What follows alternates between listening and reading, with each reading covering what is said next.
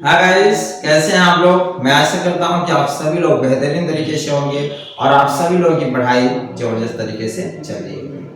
जी हाँ, जैसा कि आप सभी लोगों को पता है कि हम लोगों ने फर्स्ट पार्ट में प्रेजेंट इंडेफिनिट और पास्ट इंडेफिनिट का पैसिव वॉइस कैसे बनाते हैं उसको बहुत ही बेहतरीन तरीके से समझ लिए।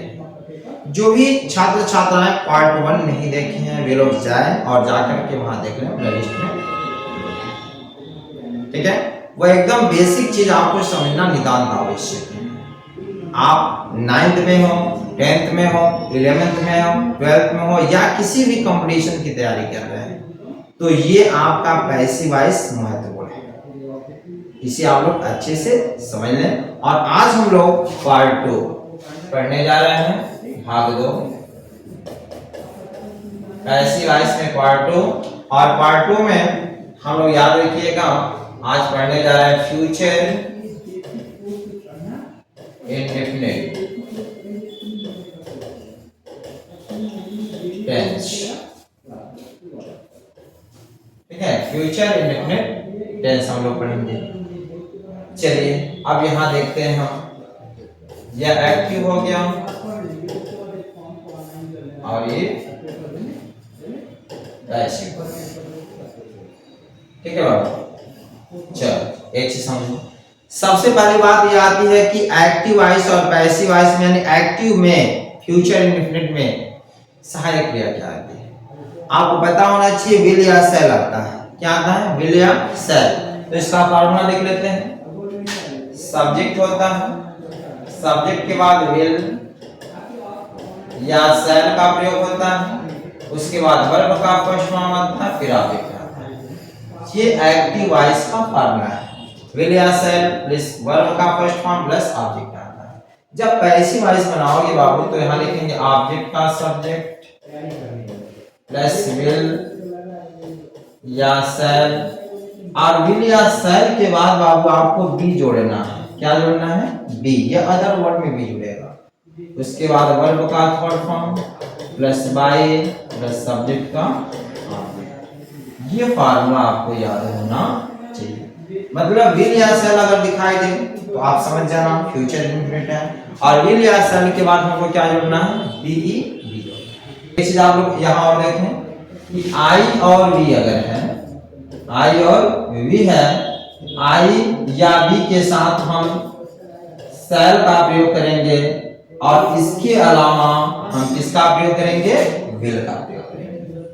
ठीक है, I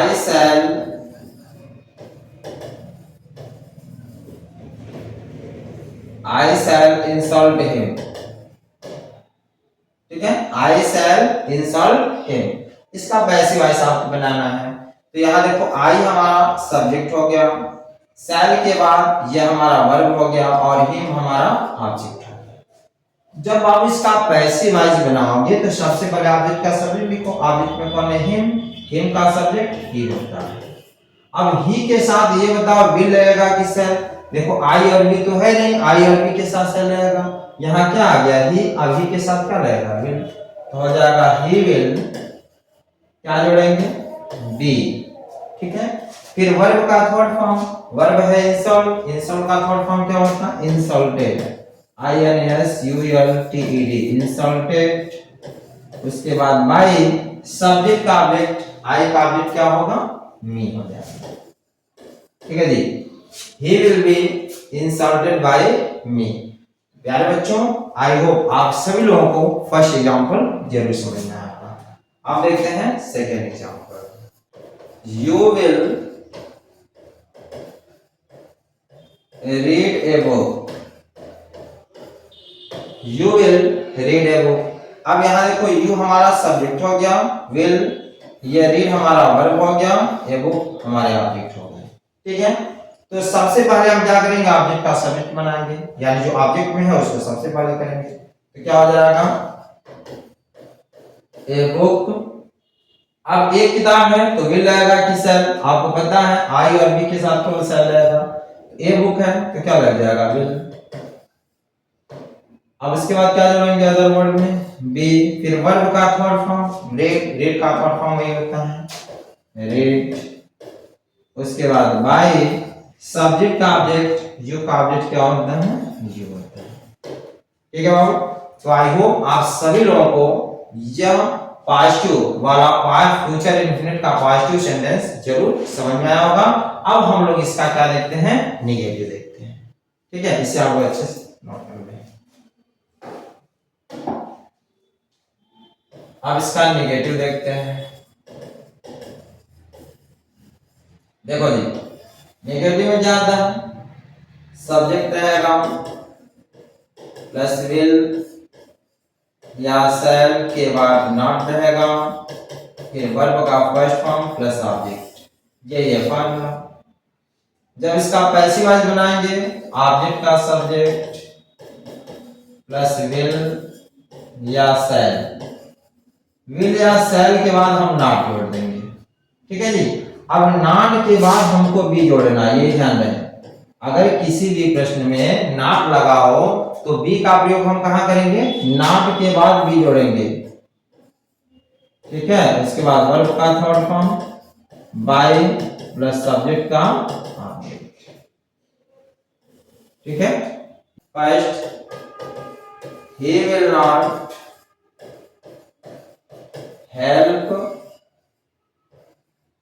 me, he will not help me। देखो नॉट आ गया ना, तो ही हमारा सब्जेक्ट हो गया, will not, नॉट के बाद जो है ये हमारा वर्ब हो गया, me हमारा ऑब्जेक्ट हो गया। तो जब पैसिव वॉइस बनाएंगे सबसे पहले ऑब्जेक्ट का सब्जेक्ट करेंगे, ऑब्जेक्ट में me है, me का सब्जेक्ट I हो गया। अब I के साथ बताओ will लगेगा कि shall, मैंने इसके पहले बता दिया I और be है तो क्या लगेगा, shall लगेगा, I shall। उसके बाद क्या लगाएंगे, नॉट, नॉट के बाद बी, फिर बी के बाद वर्ब का थर्ड फॉर्म हेल्प है, हेल्प का थर्ड फॉर्म क्या होता है, हेल्प। उसके बाद बाय, फिर सब्जेक्ट का ऑब्जेक्ट, ही का ऑब्जेक्ट क्या होता है बाबू, ही हो जाता है। ठीक है, I shall not be help by him. प्यारे साथियों, प्यारे बच्चों, आई होप आज का वीडियो आपको जरूर पसंद आया होगा। अगर आपको अच्छे समझ में आ रहा है तो मेरे चैनल को लाइक, सब्सक्राइब और शेयर जरूर करें। मिलते हैं अगली कड़ी में पार्ट 3 को लेकर के, तब तक के लिए धन्यवाद। Thanks for watching.